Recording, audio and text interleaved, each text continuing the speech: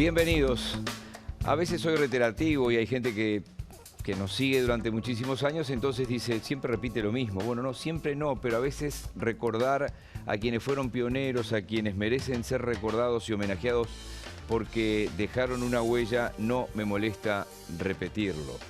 Y cuando el doctor Taliche decía, cuidemos el ambiente para no tener un medio ambiente, me pareció una frase genial. Él siempre era un exquisito del idioma y cuando él era columnista en Radio Sarandí, yo trabajaba allí en el departamento informativo, siempre entraba a preguntarme algo porque teníamos la edición nueva del diccionario de la Real Academia o a corregirnos algo. Y siempre sumaba, vivió más de 100 años y bueno, fue el primero que habló del ambiente y el cuidado del ambiente. Y hoy hemos invitado precisamente, por suerte, al ministro de Ambiente, no de Medio Ambiente, porque medio y ambiente son sinónimos. Seguro, lo hemos generalizado tanto.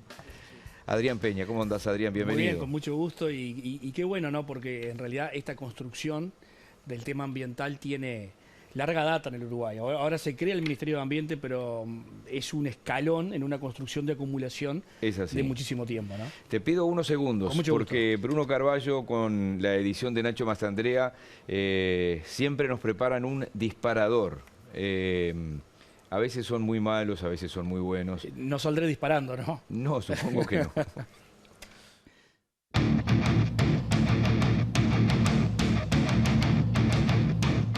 Porque un privado debería tener la idea o el plan de cómo debería ser la solución para satisfacer el aumento de la demanda de agua potable en el sur del país, ¿no? El proyecto para poder tomar agua salada y potabilizarla debería tener otras características y ser una planta desalinizadora que permitiera producir a partir de agua salada agua dulce y agua potable. Pero la operación, como acabamos de anunciar, creo que eso también es una novedad, va a estar a cargo de la OCE, que fue un reclamo del sindicato que atendimos en las reuniones que hemos tenido con ellos, de forma tal de que toda la gestión del proyecto, desde la toma, la potabilización, el bombeo, la aducción, la gestión del sistema está a cargo de la Gerencia Metropolitana de OCE, todo está a cargo de la OCE. La inversión, como en tantísimos casos en el Uruguay, sobre todo en los últimos años, podrá estar llevada adelante por privados. Eso no es, como ustedes saben, ninguna novedad. Es la primera vez que quien emite ese bono, que Uruguay va a tener un costo por esa emisión, un costo de financiamiento que está ligado, indexado al comportamiento ambiental que se tenga. La característica más importante es que el interés que paga este bono va a ser mayor o menor de acuerdo a el cumplimiento o no de determinados objetivos. Nada va a cambiar en los cursos de agua si no cambiamos lo que hacemos en las cuencas. Entonces es altamente probable que hasta que exista una transformación profunda, esta que estamos llevando adelante, pero que se viene trabajando hace mucho tiempo en el Uruguay, hasta que esto no pase van a seguir llegando componentes de fósforo y nitrógeno en los cursos de agua que en momentos de bajo caudal y de alta temperatura son el escenario ideal para la generación de cianobacterias.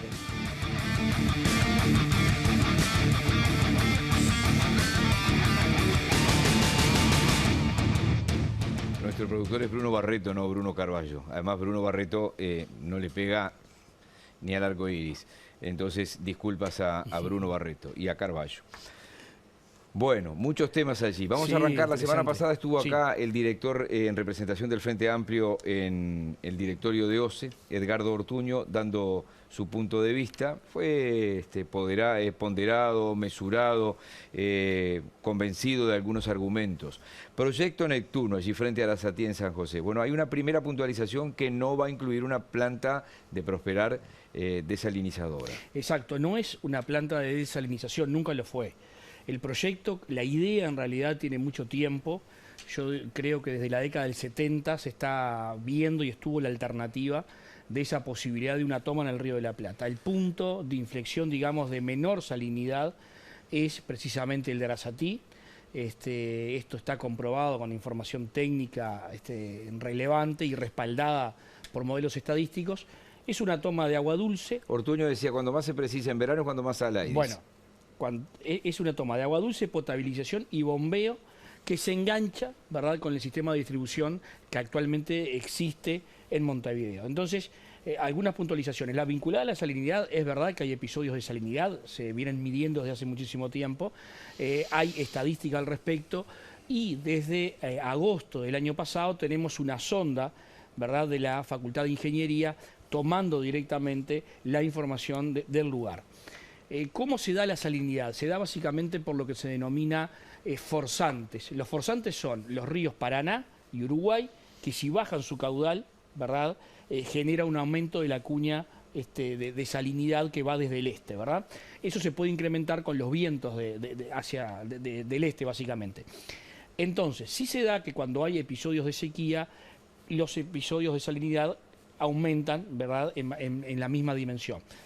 Lo que aquí está previsto es la construcción de una reserva de agua dulce. Esa reserva de agua dulce que va continua a la planta de potabilización es de la cual se va a tomar cuando haya eventos de salinidad, de forma tal de garantizar la potabilización. De todos modos... ¿Qué es una reserva tipo un llaman, lago artificial? Técnicamente le llaman polder, sí es una laguna, que hay que ver las dimensiones. Estamos afinando en base a esta información científica y técnica que se va relevando cuál sería la dimensión exacta de ese polder, ¿verdad? Y de ahí se va a tomar el agua los días en que haya salinidad. De todos modos, si no existiera el polder, la mayor parte del año, el promedio de los últimos 38 años arroja 2,5 episodios por año en promedio. Habrá años con más salinidad, habrá años con menos. Pero de los 365 días del año, la mayoría de los días tendríamos más agua y el que no, tendríamos la misma cantidad de agua que hoy. Esto, sí, no, para que le vaya quedando más claro a la gente que lo venimos hablando hace tiempo. Sí. Es una iniciativa de un consorcio de empresas privadas que le llevan la propuesta a OCE, o OCE ya lo tenía previsto y no lo podía hacer. La idea, esta idea como otras de mejorar el abastecimiento de agua potable a Montevideo, están en el radar hace mucho tiempo. Esta iniciativa concreta, con un lugar de toma, con un lugar de conexión, con determinada cañería, etcétera, es una propuesta presentada en el marco de la ley 17.555, que es la ley de iniciativas privadas. Entonces, en lugar de que OCE haga un llamado, varias empresas presentaron ideas, en realidad no fue la única, y esta fue una idea seleccionada que se la aprobó y se le pidió estudio de prefactibilidad y estudio de factibilidad. O sea que tenemos una información relevante sobre el proyecto, estamos avanzando de forma tal... Ortuño dice, si se lleva adelante hay que hacer una licitación y pueden quedar afuera los que lo... Sin duda, eso es lo que marca la ley, es tal cual. Nosotros estamos aspirando a que el directorio de OCE de aquí a un mes aproximadamente apruebe la iniciativa. Para eso hay que definir algunas cosas todavía, algunas desde el punto de vista técnico y algunos desde el punto de vista del modelo de negocios y la financiación. Cuando eso esté cerrado, se va a poner a consideración, el directorio lo va a votar, se van a armar los pliegos y se llama licitación. Y luego, ¿verdad?, el que gana, gana. La diferencia es que el consorcio, en este caso el promotor, lo define la ley, tiene una ventaja. La ventaja va del 5 al 20%, eso lo tiene que definir la administración, y compite con una ventaja contra el resto. No asegura que el promotor sea quien lleve adelante el proyecto. ¿Tienen en mente ustedes plazos? Sí, como te decía, ese plazo de aquí a finales del mes de noviembre para la aprobación.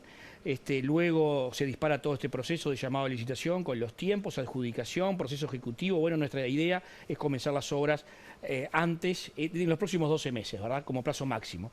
El punto importante que sí quiero destacar es que en algo estamos de acuerdo todos, y es que tenemos un problema importante que solucionar de abastecimiento de agua potable a Montevideo.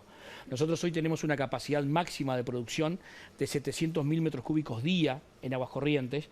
Eso es capacidad máxima de la planta, pero también capacidad máxima de la posibilidad de bombeo. ¿Qué quiere decir? Que por más que tenga agua en el Santa Lucía, no puedo producir más de eso.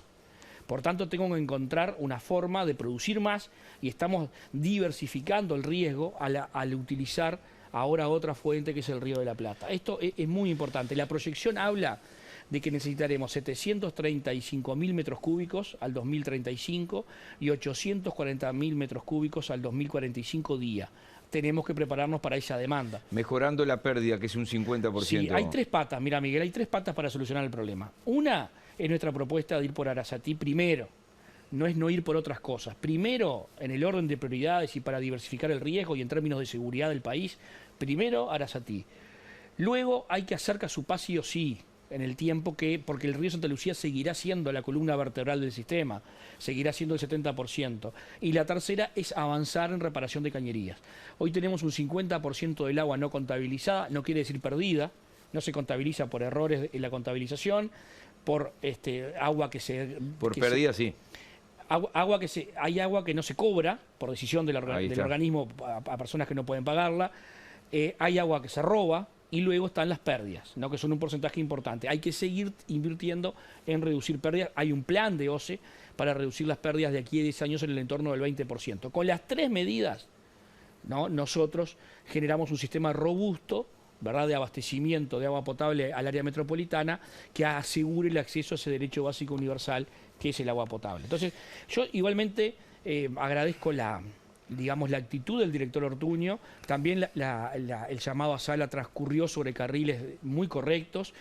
Nosotros fuimos a escuchar, recibimos aportes, hemos introducido cambios en el proyecto y a mí me interesaría mucho como ministro de Ambiente que esta propuesta sea una propuesta país, no sea una propuesta del gobierno. Por tanto, vamos a seguir laburando para convencer.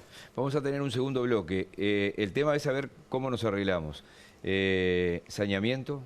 Bien, Gestión, perdón, después de la pausa. Bien. Gestión de residuos, el bono sostenible que anunciaba la ministra allí, certificaciones, ley de envases, su alcance, su aplicación, UPM, cianobacterias. Vamos a hacer la pausa rápido. Y tratamos de... Seguro, un minuto cada tema. Bien. Un minuto cada tema, a ver si por lo menos podemos en titulares hablar de esto. Recuerden que cuando ustedes vean un número que va a aparecer en pantalla es de los amigos de GIF Rent a Car, para que puedas alquilar el auto que estás necesitando. No llamen a ese número para preguntar o sugerir algo del programa. Le hacen muy bien al programa porque sé que lo llaman mucho a ellos, pero ellos lo que quieren es alquilar un auto, no contestar preguntas. Ya venimos.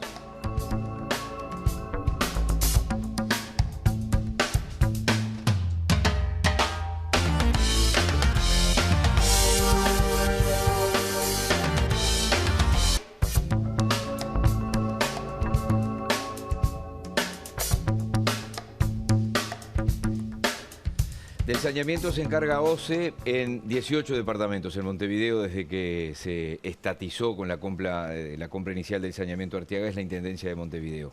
De saneamiento, ¿qué podemos decir? Sobre todo en las áreas donde no las hay, donde hay que mejorarlas. Bien, al 15 de noviembre estamos recibiendo las propuestas finales de un plan que supone avanzar en 61 localidades del interior del país con saneamiento. Es una inversión del entorno de los 300 millones de dólares. Nuestra aspiración es pasar de una tasa de cobertura del 50%, que es la que tiene hoy el interior del país, a una tasa de cobertura del entorno del 68%. Es un plan a 12 años de una inversión de 900 millones de dólares para alcanzar un 90% de cobertura en el total del país. Hoy Montevideo está en ese entorno, queremos por una cuestión de equidad llegar al interior del país, pero también allí hay un tema ambiental. O sea, todo esto que no es tratado llega a los cursos de aguas y después tenemos los problemas que tenemos de lo que vamos a hablar ahora. Entonces, uno de los componentes que tiene que ver con la generación de cianobacterias son las aguas servidas no tratadas que llegan a los cursos de agua. Acá vamos a avanzar desde ese punto de vista. Si sumamos la inversión en agua potable más la inversión en saneamiento, es la inversión ambiental más grande de la historia del país. Bien, obviamente que la gestión de residuos está en manos de las intendencias. ¿Cómo trabaja el Ministerio de Ambiente? No, un punto importante y aprovecho. Lo único que es responsabilidad de las intendencias es la gestión de los residuos domiciliarios. Ahí está, esto está bien esa. La ley establece 10 categorías de residuos. Tenemos, además de los domiciliarios, residuos hospitalarios, residuos de obra de construcción, residuos de aparatos eléctricos y electrónicos, residuos de neumáticos, residuos de batería, etcétera. Nosotros generamos por primera vez en el Uruguay un plan nacional de gestión de residuos en conjunto con todos los actores. El PIT-CNT, las cámaras empresariales, las intendencias, las universidades, y esa hoja de ruta es la que tenemos diseñada al año 2032, que incluye avances en todas las corrientes de residuos. ¿Hoy qué tenemos, por ejemplo? Las cubiertas. A mí las cubiertas van al mismo lado, todas. No, las cubiertas tienen una tasa de recuperación del entorno del 70%. Epa, estoy muy desinformado. Es de los planes más exitosos. El de las baterías del 90%. Los residuos de envases de los talleres saben, los talleres mecánicos dónde llevarla, ustedes las recogen, ¿cómo hay es? Dos planes. El punto es así, brevemente. Hay un concepto central, responsabilidad extendida al productor. Eso se consagra en la ley de residuos. El responsable del residuo es quien lo ingresa al mercado. Entonces, los planes de neumáticos son financiados por los importadores de neumáticos. Hay dos planes, ¿no?, de dos cámaras de neumáticos que son las que recolectan estos residuos. En general, la mayoría hoy se pican y van a Cementos Artigas para el horno. Por eso tiene una recuperación alta, porque hay un valor para eso. Pero el plan de baterías es de los importadores de baterías. Por eso, el plan de envases es financiado por la Cámara de Industrias. Porque los envases, que son un problema importante en el Uruguay, tienen como responsable a quien los produce y los importa, y eso lo coordina la Cámara de Industrias. El plan de envases tiene una nueva versión presentada en este año que nosotros aprobamos porque nosotros estamos exigiendo una recuperación del 30% de los envases a diciembre del 23, cuando hoy es del 4%. Un desastre. Entonces la Cámara Cuando está hay come vidrios y come plásticos en Exacto. varios supermercados. La Cámara está invirtiendo por 10 veces lo que estaba haciendo para mejorar esa recuperación. ¿Se va a terminar pagando por los envases? También se incorpora eso que se llama DDR, Depósito de Devolución y Reembolso. Es el primer caso de inclusión de este sistema en América Latina. Es que el descartable va a una máquina, te ingresa y te devuelven un dinero en tu tarjeta, en el celular o en un ticket. Entonces hay un incentivo económico para uno llevar al descartable a esa máquina. Aceite de los autos, ¿dónde va? El aceite de los autos, hay 2 empresas que se encargan de recolectarlo y de transformarlo. No, están aquí en el PTI del Cerro. Bien. Para todos los residuos hay quien se encarga de la gestión en Uruguay. ¿Con el vidrio que estamos haciendo? Bueno, ahí tenemos un problema. Tenemos un problema, pero tenemos una buena noticia, ¿no? No tenemos quien se coma todo ese vidrio con la picardía que supone que el vidrio es 100% reciclable.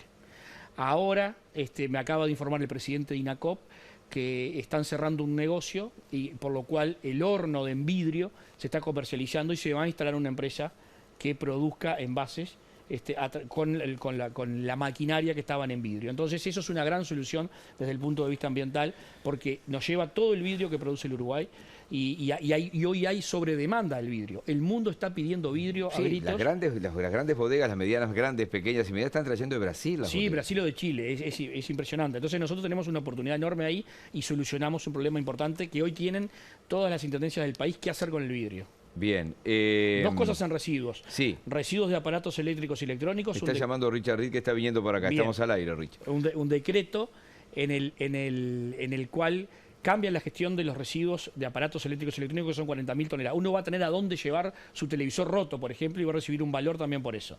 Y los residuos de obra de construcción con un decreto a marzo del año que viene, que va a permitir valorizar esos residuos que son 800.000 toneladas por año en Uruguay. Y se pueden transformar en arenados nuevamente y utilizarse. A ver cómo nos defendemos para explicar el bono sostenible en 2 minutos. Bien, el bono sostenible es una gran noticia. Yo creo que todavía, y te agradezco Pila, porque creo que todavía la prensa no le ha dado la importancia que esto tiene, porque es difícil de explicar. Pero esto supone integrar las políticas sectoriales con las políticas ambientales de un modo virtuoso. Si Uruguay ya tiene compromisos asumidos en materia climática, todos los países lo tienen, a determinado año. Uruguay tiene un compromiso de cumplir con determinadas metas al año 2025. Los inversores, a propuesta de Uruguay, eligieron 2 de esos indicadores, que son el CO2 equivalente, las emisiones, que deben reducirse en 50% con respecto al año 90, y mantener la superficie de monte nativo en el 25% con respecto al 2013. Si Uruguay cumple esos 2 indicadores, recibe 15 puntos de premio en la tasa, 15 puntos básicos, por cada indicador cumplido. O sea que tiene un premio desde el punto de vista de la tasa de interés que va a pagar. Este bono fue un éxito, un bono de 1.500 millones, pero más allá de lo económico, fíjense ustedes lo que es esto por un ministro de Ambiente. Las emisiones de la producción agropecuaria y las emisiones de la producción industrial y del transporte están siendo miradas por la ministra de Economía para poder cumplir con ese compromiso. Entonces estamos hablando todos de emisiones, estamos hablando todos de la meta a cumplir. Se integra esto de que la dimensión ambiental esté en las decisiones públicas. Entonces, es un mecanismo muy virtuoso, que luego puede unirse a otras herramientas que ya tenemos. La que presentamos, por ejemplo, de medición de la huella ambiental. La que presentamos, por ejemplo, también en el último mes de certificar los tambos que tratan bien sus efluentes. Si lo ves al revés, el tambo certifica sus efluentes, contamina menos las aguas, me ayuda en la medición de huella ambiental. Y esa medición de huella ambiental son menos emisiones que me ayuda a cumplir el bono. Es todo el ciclo incorporando el concepto de desarrollo sostenible. Es un hito y es el primer país del mundo que hace una emisión de deuda de estas características. O sea, nosotros vivimos, nos viven llamando y estamos yendo a contar esto. Esto es un hito a nivel mundial. Bien, es muy importante. Te llevo a 2 o 3 temas muy rápido. Le contaba al CEO del GEF, que es el Fondo de Ambiente Mundial, me felicitó por esto y yo le puse, es un gol. Y él me pone, como decimos en Uruguay, ¿no? Y él me pone, es un gol mundial, ministro. Es un gol del mundial. Mirá qué bueno. Mirá qué bueno. Bruno Barreto me reclama que en su columna financiera de educación financiera él ya lo había explicado. Pero bueno, digo, no sé si todos te vieron, Bruno. Ojalá, porque también me veían. Además hay me veían a mí de rebote. que seguir hablando porque esto es muy importante y hay que tratar de bajarlo a tierra. UPM, que ya no le falta casi nada, en cuestión de habilitaciones ambientales, ¿qué le falta? No, UPM está al día. El punto que estamos en la etapa que se denomina de comisionamiento, es decir, de prueba de las máquinas, de inspección del Ministerio. Estamos en un cronograma de inspecciones. Todavía resta algunas obras, están terminando el emisario, por ejemplo, que es donde descarga la pluma de descarga de todos los efluentes. Todavía le falta cosa por construir, pero venimos, digamos, en los tiempos y desde el punto de vista ambiental están al día. Pero hay un punto muy importante. A ver. Y es que nosotros estamos midiendo el río, estamos midiendo 4 variables desde hace mucho tiempo, ¿verdad? Las variables son la socioeconómica, el agua y la biota, el agua subterránea y el subsuelo, y el aire y el ruido. En estas 4 variables hay cientos de indicadores que estamos midiendo hace 2 años. ¿Eso lo miden en tiempo real? Lo medimos en tiempo real, pero ¿esta medición para qué es? Para comparar con esto que estamos midiendo cuando la empresa comience a funcionar.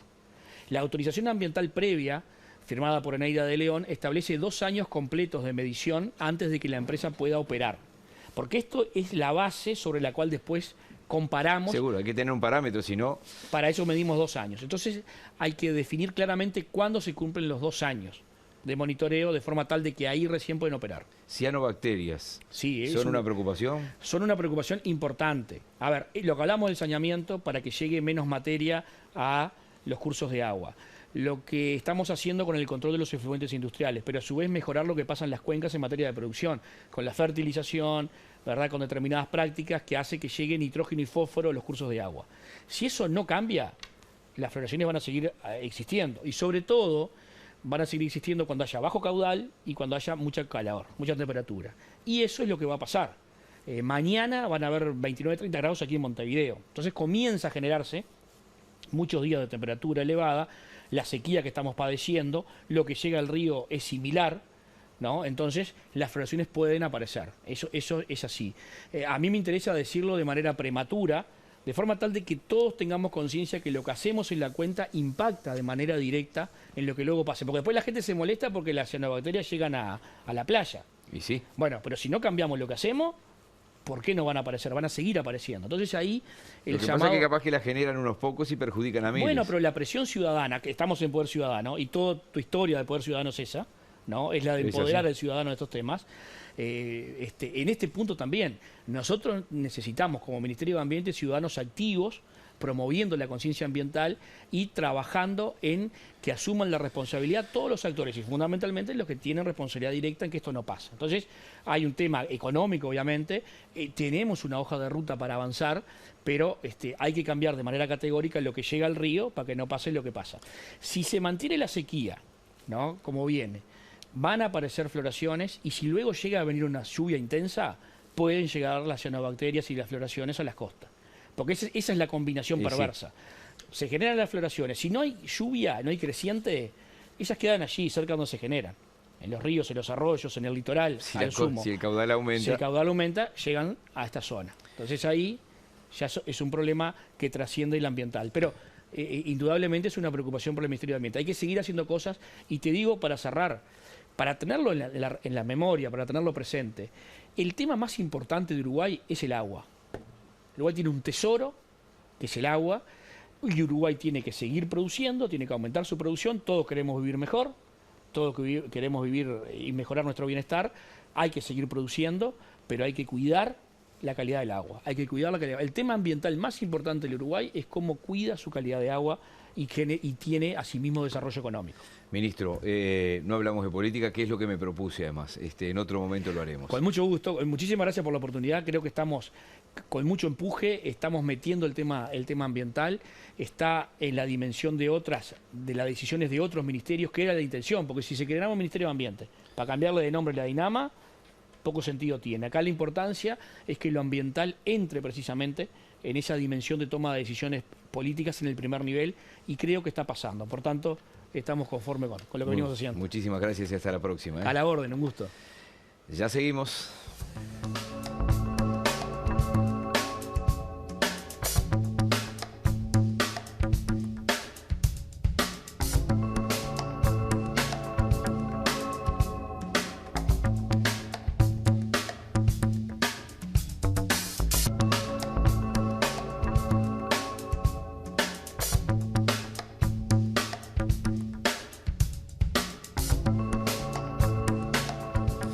Con mucho gusto vamos a recibir a Richard Reed. Richard, bienvenido. Bueno, el agradecido soy yo por la invitación. Bueno, hay una cantidad de temas que queremos hablar contigo, por eso la invitación. Ni siquiera lo dije, pero ahora digo, abro el paraguas. No te quise presentar como un veterano dirigente sindical, porque ya el Uruguay sabe en lo que has estado, en lo que estás, y eventualmente veremos en lo que estarás. Estamos asistiendo a un acelerador a fondo del gobierno, es decir, el año y medio, casi 2 años de pandemia frenó una cantidad de iniciativas y ha tirado ahí arriba de la mesa de cara al fin de año algo que tiene que tener tratamiento parlamentario, que es la entrada de esta reforma de la seguridad social o este proyecto de... Y la transformación educativa, la transformación curricular que no pasa por el Parlamento, pero que es muy visible y muy notoria, y son muy notorias las movilizaciones. ¿Cómo estás viendo esto, grosso modo, para después detenernos en cada una de las cosas? No soy un comentarista que tiene los elementos totales. No manejo la línea argumental que sí la manejan otros compañeros inherentes a esas áreas. Los visualizo como un integrante más de la sociedad. Primero, me parece muy valiente por parte del gobierno proponerse 2 reformas que vienen postergadas hace muchísimos años y que otro gallo cantaría si esas reformas hubieran sido aplicadas en tiempos de bonanza. Por lo tanto, la disponibilidad del gobierno a poner sobre la mesa estas 2 reformas de otras tantas que siguen postergadas me parece muy valiente. Difiero con el contenido de las mismas. Mi referente sobre el tema reforma de la seguridad social es Ramón Ruiz. Ramón cada día nos está dando elementos y nos está nutriendo con información que nos permite tener una visión más amplia, más acabada del por qué no a esta reforma. Sí a una reforma, pero por qué no a esta. Primero porque se mantienen privilegios. Segundo porque... quien banca esta reforma, quien sostiene económicamente esta reforma, siguen siendo los trabajadores. Siguen siendo los trabajadores y, por conclusión, jubilados y pensionistas. Hay un sector de los empleadores que la balconean. No estoy hablando de todos los empleadores, porque no se puede poner en una misma línea una pyme con una multinacional o una empresa grande con una que está en zona franca exonerada de todos los impuestos. Creo que el agujero del cinturón debería ser para todos. Por lo tanto, mantiene privilegios, porque uno habla de la reforma de la seguridad social y habla ¿de qué? De las jubilaciones. Y es lo primero que aparece. Pero lo que hace el BPS en prestaciones sociales es enorme, enorme. Por lo tanto, necesita presupuesto. En lo que respecta al tema educativo... Aguantate ahí. No tengo muchas más respuestas. Me remito más a Ramón Ruiz, que las tiene más acabadas. Como ciudadano, como laburante, lo que yo leí me deja ese sinsabor. Valorando la importancia de planteárselo, creo que el contenido es pobre y que apunta el privilegio de un sector nada más. Permitime 10 segundos. Vamos a ver un disparador que me lo comí yo, que tenía que ir en el comienzo del bloque.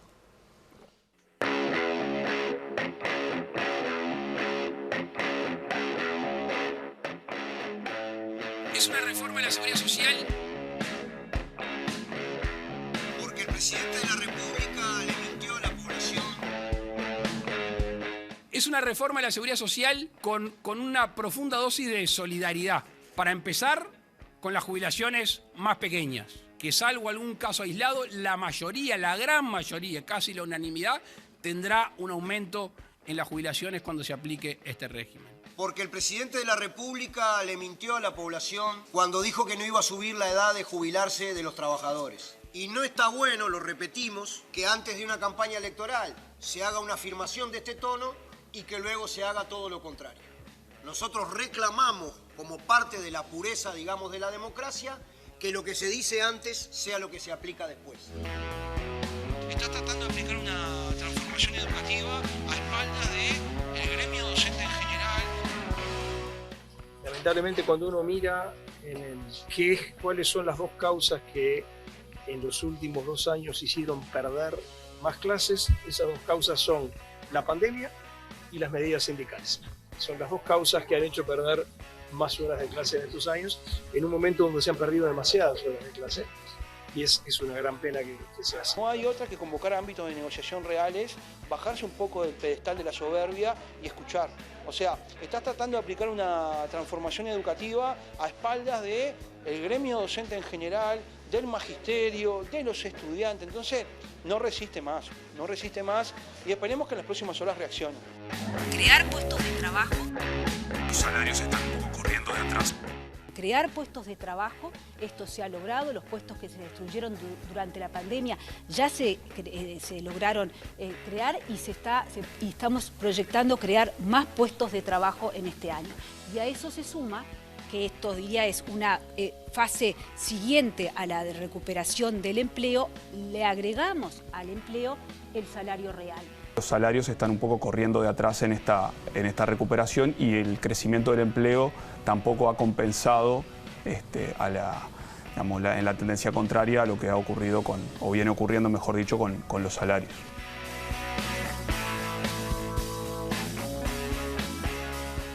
Quien hablaba ahí en último momento era un economista del Cuesta Duarte que estuvo en BTV Noticias. Con respecto a la reforma de la seguridad social, en base a lo que viste, no sé si querías agregar algo más. Bueno, a ver, vuelvo a repetir. Es valiente el proponérsela.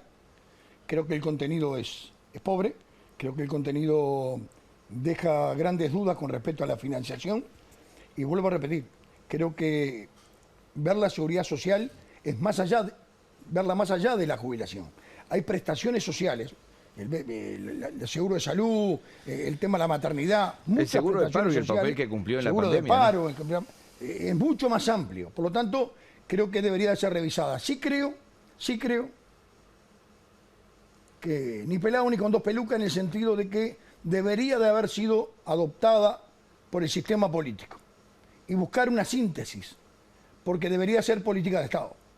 No debería ser 51 a 49. Debería ser con una amplitud mucho mayor. Porque no le tenés fe a la discusión que se viene en el Parlamento. Está casi que a tapa cerrada. A mí me gustaría ver, vuelvo a repetir, el referente mío no es la oposición, el referente mío en el BPS se llama Ramón Ruiz, que es el representante de los trabajadores y que ha dado 150.000 charlas estos últimos meses explicando con detalle por qué sí, por qué no. Bienvenida una reforma de la seguridad social. Debería tener mayor inclusión y habernos dado mayor tiempo para que, bueno, la sociedad supiera de qué estamos hablando. Y en el caso de... Vendrá la pregunta por el tema de la educación. Sí. Está polarizada. A mí no me gusta la discusión Ámsterdam y Colombia, me saturó. Yo creo que los grandes privilegiados deberían ser los alumnos, los chiquilines, y de contexto crítico principalmente. Nosotros como Federación de la Vida estamos insertados en muchos barrios de contexto crítico, vemos la necesidad que tienen los chiquilines de que haya una reforma que realmente les alcance y los proyecte a un mundo distinto al que nosotros nos formamos o a un mundo distinto al de hace 10 años, 20 años. Por lo tanto, la reforma de la educación debería de ser un tema a abordar desde el día 1 en un gobierno con los actores, los sindicatos de la enseñanza. También creo que la familia, la sociedad tiene que participar. ¿Qué tipo de educación quiero para mi hijo? Permitime también opinar a mí.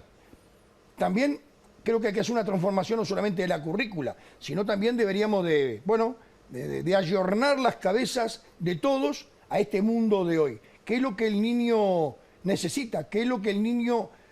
Al niño hay que hacerlo... El niño tiene que ir con mucho amor al aula. Tiene que ir contento. Tiene que estar feliz. No tiene que aburrirse. No tiene que bajar la guardia. No tienen que desertar en el primer año. Hay que atrapar al niño primero que nada. La gran competencia es esto. La gran competencia que tiene hoy el niño es esto. Entonces, por lo tanto, hay que agudizar la imaginación del docente, del maestro, para cooptar la atención de estos chiquilines con una reforma de la currícula y etcétera, etcétera, que permita realmente proyectar a estos niños, ¿verdad?, en un mundo de hoy, desde el punto de vista laboral como desde el punto de vista intelectual. Sí, vos sabés que si yo la veo de afuera, es difícil porque estás todo el día con las noticias, tenés un gobierno apuradísimo, incluso los colegios privados dijeron, no sé si me da el tiempo para implementarla, y el área sindical que está, como vos decís, la Ámsterdam y la Colombia. A ver, es muy difícil creer que hay una reforma en la educación cuando el presupuesto le quita dinero. Entonces, sería Harry Potter, son unos magos. Si van a hacer una reforma en la educación sin plata o con menos plata de la que hay, decime cómo es la fórmula. Por lo tanto, lo que hay acá son grandes declaraciones, pero creo que el contenido, mucho ruido, pocas nueces. Lamentablemente, quien queda postergado es la generación de chiquilines, que no es de ahora, viene de mucho tiempo atrás. Porque también se prometió en el 14 una reforma educativa, se ganó las elecciones y no se hicieron en el 15. Por lo tanto, da la sensación de que el niño siempre es el postergado, ¿verdad? Porque todavía no vota. Si el niño tuviera, si la edad de la votación fuera 7 años, no tengas duda que había reforma educativa hace tiempo. Cuando un gremio, por ejemplo, como FENAPES dice, vamos a analizar si arrancamos las clases o no el año que viene, ¿qué te genera? No me meto en es una definición interna del sindicato. Yo opino como ciudadano. Yo que tenemos como Federación de la Vida centros educativos que cuando se iniciaron en el 2016 recibieron más palo que tambor en la llamada y los resultados están hoy arriba de la mesa, no solamente no compite con la educación, sino que promueve la educación pública, gratuita y obligatoria y le da en contraturno al chiquilín la posibilidad de un cabito para salir adelante. Bueno, te puedo decir que creo que hay que abrir mesas de diálogo, bajar un cambio y decir, bueno, acá el gran privilegiado en esta mesa es el chiquilín. Trabajemos todo para el chiquilín. Vamos a hacer una pausa.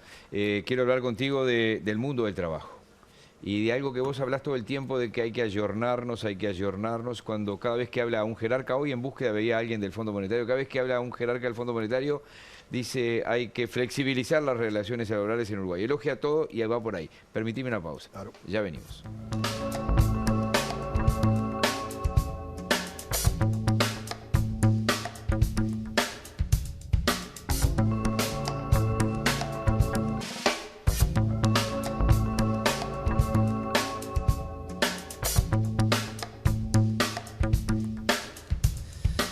Nueva temporada, nuevo concepto. Estoy hablando de Men's Factory. No te pierdas la nueva colección de Men's Factory. Ingresá a mensfactory.com.ui o allí directamente en el local, esa proa que hay en Avenida del Libertador y Acuña de Figueroa 1753 y Avenida del Libertador. Lunes a viernes de 9:30 a 18:30. Sábados de 10 a 14. Entremos en el mundo del trabajo. Hay un tema inicial que siempre está arriba de la mesa desde que hay relaciones laborales y hay sindicatos, que es el salario.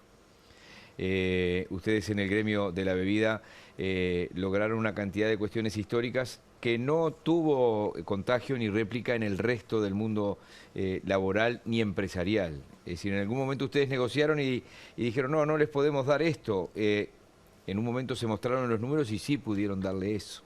Pero es casi una utopía para el resto. ¿Cómo estás viendo? Hoy el Cuesta Duarte dice ahí 400, 500, 600 mil por debajo de los 25.000. Son los que hace 10 años decía el Cuesta Duarte eran los 10.000 pesistas, ¿no? Me gustaría que la respuesta estuviera un poco más arriba. El mundo del trabajo aceleradamente está cambiando. En plena pandemia la OIT hablaba de 550 millones de puestos que se perdían por distintos factores. Andrés Oppenheimer, allá por el año 18, decía que en la década siguiente se iban a perder el 40% de los puestos laborales conocidos. Había de ejemplo los cajeros de los peajes, para que sea bien gráfico. En plena pandemia, Oppenheimer revisó y dijo que ya se habían perdido el 26%. Trabajos repetitivos. La SAP, y esto trastocó el mercado, el comercio instalado dejó lugar a los delivery, muchas empresas, Mercado Libre, etcétera, etcétera, están haciendo estragos en lo que significa, abren nuevos puestos de trabajo, pero en detrimento de otra mayoría, los salarios son distintos, la relación laboral es más laxa, el mundo del trabajo cambia. Yo voy, cuando te haces más viejo, más seguido vas a la mutualista. Yo voy a mi mutualista, hace unos años iba y veía, hablaba con varios antes de llegar al médico. Hoy voy directamente al tótem y del tótem al médico. Todos los que estaban en el medio no están. Hace poco estuve en Europa, entramos con mi familia a una pizzería, no había nadie. Un código QR, lo registramos y ahí hicimos el pedido y pagamos. Y al rato apareció alguien con el servicio y se fue. Y terminamos y nos levantamos y nos fuimos. Una persona sola había. Y otro seguramente atendiéndola. Por lo tanto, hay un mundo del trabajo que cambió. Y cambió duramente. Hay algunos paradigmas que se están yendo. ¿Qué es lo que queda en el tapete? ¿La necesidad de una reforma educativa? Sin ninguna duda. Y alguien dirá, el Richa está promoviendo mano de obra calificada para las multinacionales. No es tan así. Hay algo de eso, pero no es tan así. Porque todo el mundo que va a educarse está como ese estudiar, paradigma ahora. Está como ese paradigma. Te están enseñando para que sirvas al capital. Es que hay una parte de la vida que es así. A ver, los docentes cuando van al IPA, ¿a qué fueron al IPA? Cuando salieron del IPA, ¿qué hicieron? Con todo ese conocimiento, fueron a trabajar. ¿Por qué lo emplearon? Porque tenía el conocimiento que le había dado el IPA. Entonces, a ver, ni pelado ni con dos pelucas. También hay que hacer una mistura para darle intelectualidad, universalidad al tema educativo. Pero también puedo saber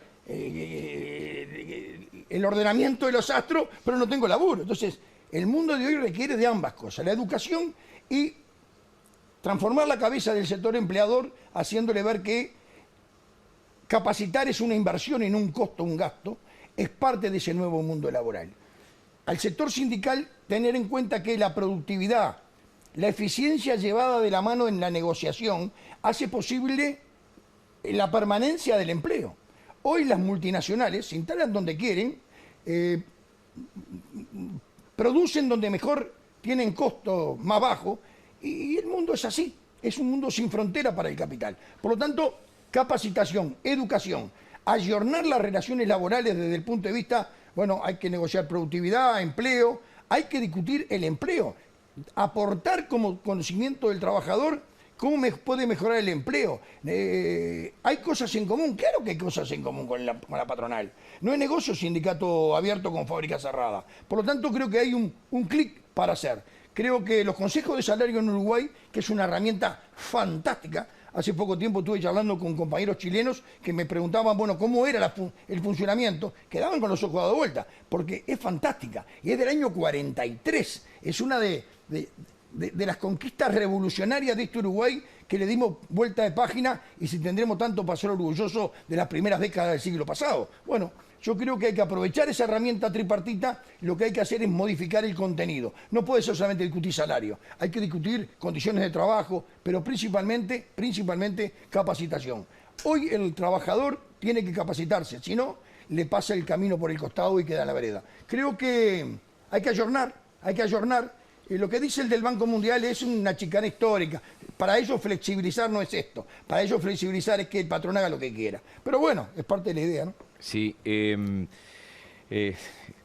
Yo ponía el ejemplo que vos ponés de Europa. A mí me pasó en China, que sí necesitarán dar trabajo a la gente, que estábamos tratando de llegar a un kiosco que había en una estatua de Confucio y dijimos, ahí hay un kiosco a ver qué tiene el chino allá arriba. El chino no tenía nada, porque era todo con fichas o con billetes. Claro. Había bebidas, había cosas frescas, pero era todo con billetes, no había nadie en el kiosco. Es así. No había absolutamente nadie en el kiosco. Entonces, es tan así que lo que se desplaza es la mano de obra con poca calificación. Yo tenía buen lomo, entonces arrancaba para las 8 horas para la constru, para hacer zanja. El propio modelo de construcción hoy está ayornado con muchísima tecnología y maquinaria. Por lo tanto, habrá que ver si es la reducción de jornada laboral. No lo dice la izquierda ni lo dice Red, lo dice Slim, el magnate mexicano. ¿Por qué? Porque el propio capital ve que no es negocio para el capital que la mitad del mundo laboral quede desocupado. Por lo tanto, hay que agudizar la imaginación, refrescar la cabeza y decir, bueno, ¿cuáles son las soluciones? Es importante que un gobierno, este gobierno o el que sea, marque también pautas hacia dónde va, por ejemplo, el Uruguay productivo. Vos sabés que los que tenemos algunos años, es nuestro caso, de los dos. No, yo tengo mucho más que vos. Sí, pero no mucho más. Si hay un gobierno que fue cuestionado, fue el gobierno de Pacheco Areco. Es más, se le recuerda como el pachecato por parte de la izquierda. Sin embargo, parte de la izquierda y la más joven en las redes ha copiado un hashtag de Argentina que dice el peor gobierno de la historia. Entonces se reivindican a Pacheco, ¿no? Y reivindican el año y medio de Bordaberry. Es que es como una paradoja. Es que las redes dan para todo, ¿no? Sin ninguna duda que el gobierno de Pacheco Areco es inigualable para la generación mía, ¿no? Por eso las te medidas digo. Pronta seguridad, congelamiento de salario y precio, la represión en la calle, se echó por la borda muchísimas conquistas que venían de la historia democrática de Uruguay. ¿Cómo ves el funcionamiento general del gobierno? A ver, quitando esa chicana de redes, ¿no? Sí, que no me involucro ni... Me lo acabo de escribir en este momento. A ver, lo primero que hay que destacar es que el Uruguay, ya va a entrar en el año 38, donde el sistema democrático, la democracia vino para quedarse. Vino para quedarse con el respeto al voto universal, donde los gobiernos han transcurrido en estos años, gobiernos de todos los partidos grandes, de los Colorados, Blanco, Frente Amplio, por lo tanto, la alternancia se mantuvo.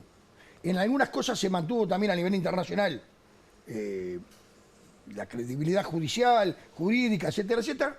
Y por otro lado, la ciudadanía, acá no ha habido denuncia de plagio, de corrupción, de estafa. La gente va, vota y los resultados en la noche son asumidos. Por lo tanto, eso hay que destacarlo. Después tenés gobiernos, todos los gobiernos prometen muchas cosas y después, cuando estás del otro lado del mostrador, te das cuenta que es difícil, ¿no? Marcelo mencionaba con razón que este gobierno había prometido no subir los impuestos, no subir esto, y lo ha hecho, ¿verdad?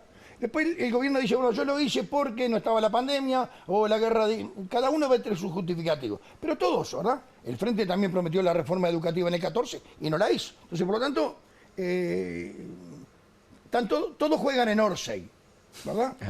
Todos juegan en Orsay. Yo, para ir más a la respuesta concreta, yo decía a un colega tuyo hace un rato, yo soy del 70 y pico % de ciudadanos que se vio representado cómo el gobierno enfrentó la pandemia.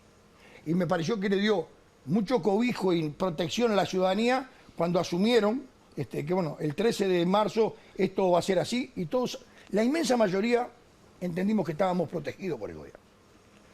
En la parte económica, tengo claro que heredaron 5 puntos de déficit fiscal, y tengo claro que bajaron 2 puntos de ese 5. El tema está que si hubo ahorro de la magnitud que hubo, no hubo derrame. ¿Quién la masticó? ¿Quién se la llevó? Porque seguimos con sueldos sumergidos, con una caída del salario real importante, por lo tanto también de las jubilaciones y pensiones. Por lo tanto, hubo crecimiento económico, pero no hubo derrame. Cuando no hay derrame en la ciudadanía, alguien se la lleva. Por lo tanto, no estoy de acuerdo con el tema política económica. En el tema de las relaciones laborales, creo que hay que ayornar el tripartismo. La tripartita tiene que tener otro contenido. El gobierno aprueba en el Parlamento hace pocos días la reforma de la ley de convenios colectivos, redacción intacta tal cual que le había bajado el Frente en el año 19, al cual yo me opuse tremendamente y el PICNT se opuso, inclusive la bancada del Frente ni siquiera lo atendió cuando bajó. Pero bueno, eso va en detrimento, se votó ahora, en detrimento de las relaciones laborales. Entonces, habrá cosas que se aplaudan, habrá cosas que, pasando raya, yo creo que el sistema democrático funciona. Creo que la oposición tiene sus espacios y puede dar su versión, pero creo que en el resultado, tanto sea de reformas inconclusas, como ya lo dije, y que no van a llevar a buen puerto, pero se están haciendo, y en la parte económica eso. Crece, pero no hay derrame. Me marcan que estamos pasados, pero voy a tomar 30 segundos. ¿Sigue adelante tu iniciativa, tu expectativa de crear un sector político? Sí, el 1 de noviembre ahora se inaugura la Feria del Libro, en la Intendencia Municipal de Montevideo. En el Salón Dorado va a haber una presentación del libro que hizo Leonardo Bebarcon. Algunas cosas vamos a hablar de este tema. Seguimos con esa idea, seguramente de febrero o marzo tengamos alguna novedad más concreta. Bueno, seguiremos hablando. Un gusto siempre, Richard. El gusto es mío, gracias por la invitación. Richard Reed, gracias a ustedes y hasta la semana que viene.